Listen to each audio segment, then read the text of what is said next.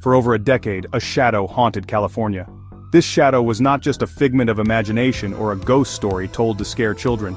It was a real, palpable fear that gripped entire communities, leaving them in a state of perpetual unease. The shadow moved silently, striking when least expected, and then vanishing into the night, leaving behind a trail of terror and heartbreak. He was a phantom, a whisper in the night, a chilling embodiment of every parent's worst nightmare. His presence was felt even when he wasn't there, a constant reminder of the lurking danger. The streets that were once filled with laughter and life became deserted as the sun set, with people locking their doors and windows, praying they wouldn't be his next target. He was known by many names: the East Area Rapist, the original Night Stalker, the Golden State Killer. Each name represented a different chapter in his reign of terror, a different set of victims, and a different set of horrors. The media and the public tried to piece together his identity, but he remained elusive, always one step ahead.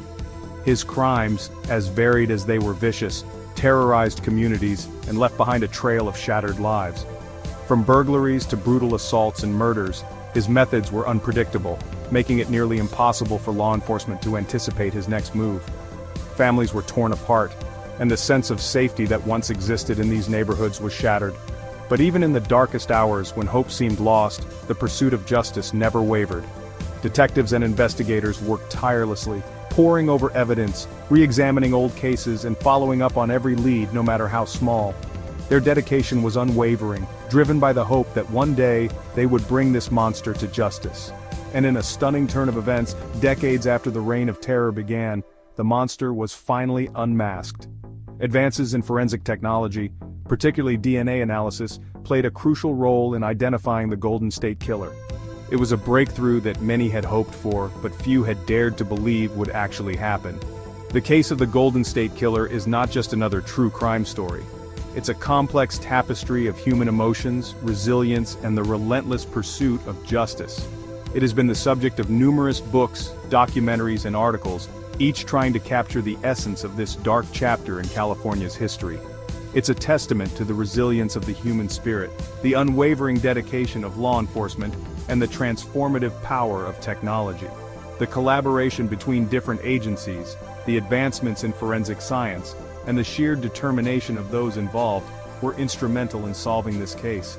It's a story about the darkness that can lurk in plain sight and the courage it takes to confront it. The Golden State Killer lived among his victims, blending into the very fabric of the communities he terrorized. It serves as a stark reminder that evil can exist in the most unexpected places, and it takes immense bravery to stand up against it. This is the story of how a phantom was brought to justice, and how his victims, finally, found their voices. The courtroom became a place of reckoning, where the voices of the victims and their families were heard, and justice was served. It marked the end of a long and painful journey, but also the beginning of healing and closure for many. The horror began in the quiet suburbs of Sacramento, a place where families felt safe and secure, where children played in the streets, and neighbors knew each other by name. It was a community that prided itself on its tranquility and close-knit bonds.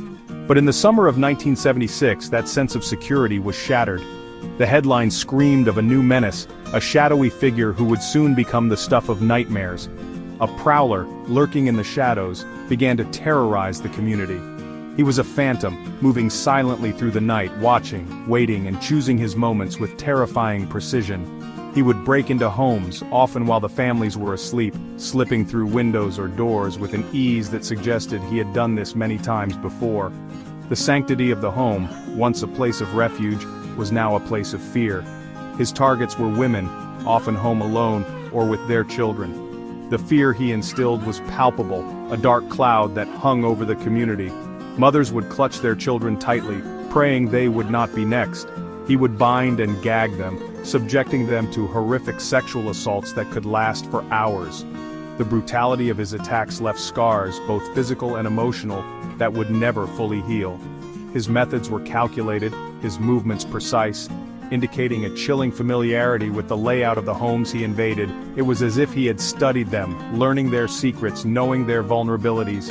He was meticulous in covering his tracks, leaving little to no forensic evidence behind. The police were left baffled, chasing shadows and whispers, always one step behind. The only clues to his identity were the terror he instilled and the whispers of his crimes that spread like wildfire through the community.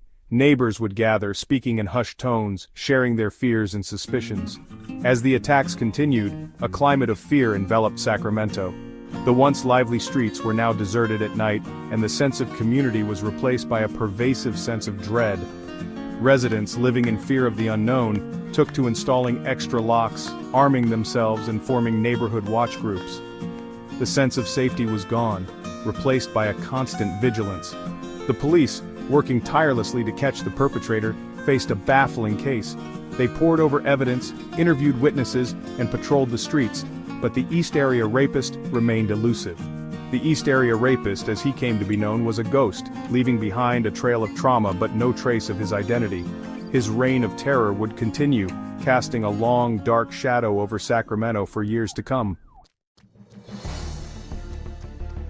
Just as the East Area Rapist's attack seemingly stopped, a new wave of terror began, this time hundreds of miles south in Southern California.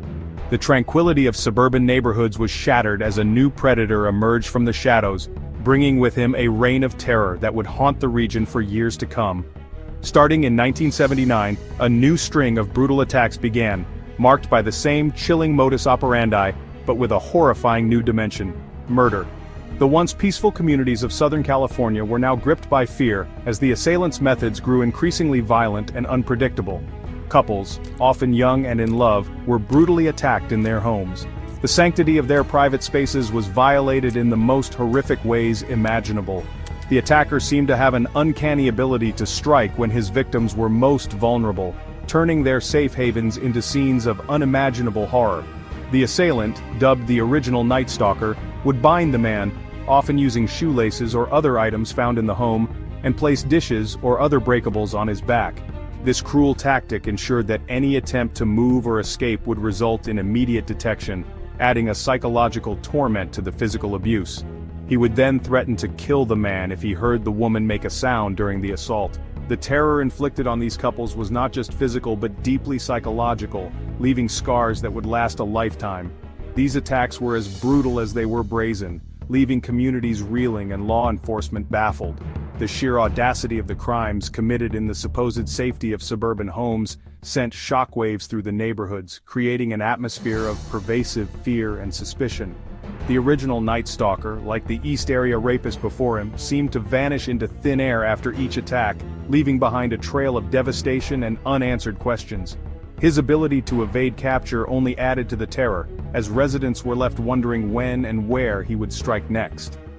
The brutality of the crimes shocked even seasoned investigators, and the connection to the East Area Rapist, though suspected by some, remained unconfirmed. The meticulous planning and execution of the attacks suggested a highly intelligent and calculating individual, one who seemed to take pleasure in the suffering he caused.